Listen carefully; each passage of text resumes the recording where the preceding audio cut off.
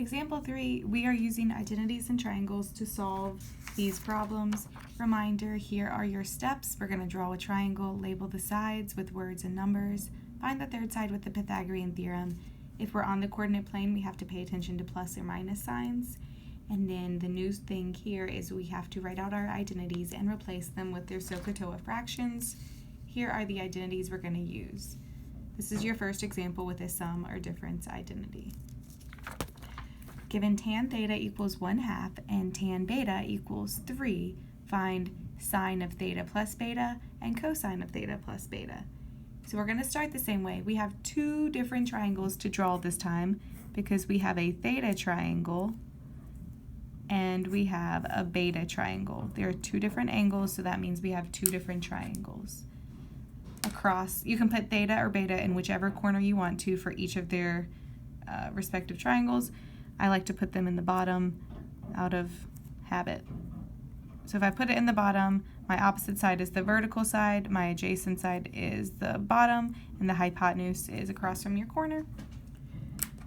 SOHCAHTOA tells me that the opposite side of the theta triangle is 1 and the adjacent side is 2. SOHCAHTOA, I can write 3 over 1, and now I have my TOA fraction for beta, b, so the opposite side is 3, adjacent is 1. Okay, so I have drawn my triangle and labeled the sides. I need to find the third side with the Pythagorean theorem, then I will write out my identities and replace them with their SOHCAHTOA fractions. For the theta triangle, if you solve this, you should get that c equals square root 5. For the beta triangle, you should get that c equals square root 10. Now I need to find sine of theta plus beta. I should have used different letters because theta and beta sound alike, so pay attention to what I have written. Sine of theta plus beta is sine theta cosine beta plus sine beta cosine theta. That is my identity. Now I will replace sines and cosines here with their SO and CA fractions. You have to pay attention to which triangle you're in. So for the theta triangle, the SO fraction is 1 over square root 5. So for the beta triangle, the cosine fraction, CA, is 1 over square root 10.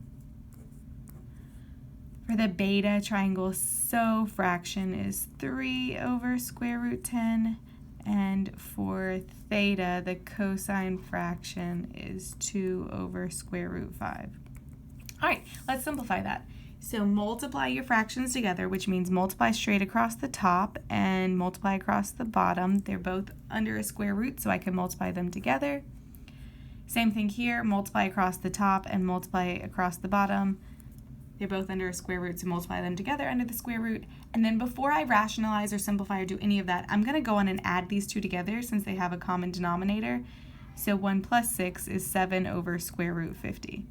All right, make sure you simplify your fractions and you rationalize them.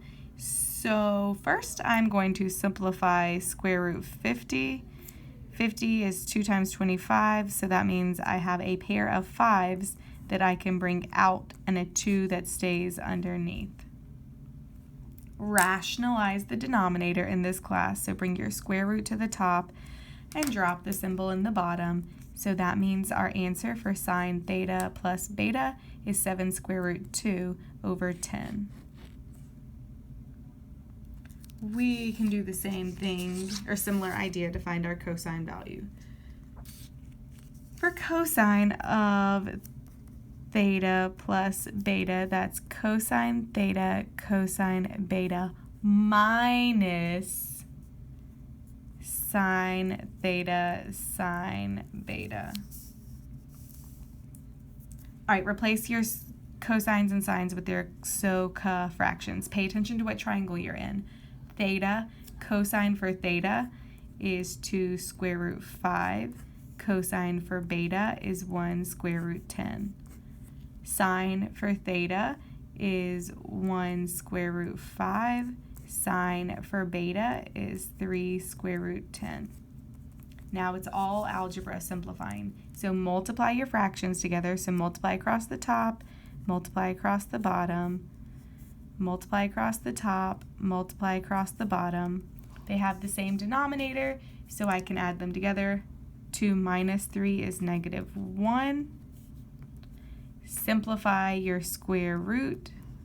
You don't really have to show this step again since we just did it, but simplify your square root, so pull out your pair of 5s, and then rationalize, bring your square root to the top, and drop the symbol in the bottom. So my final answer here is negative square root 2 over 10.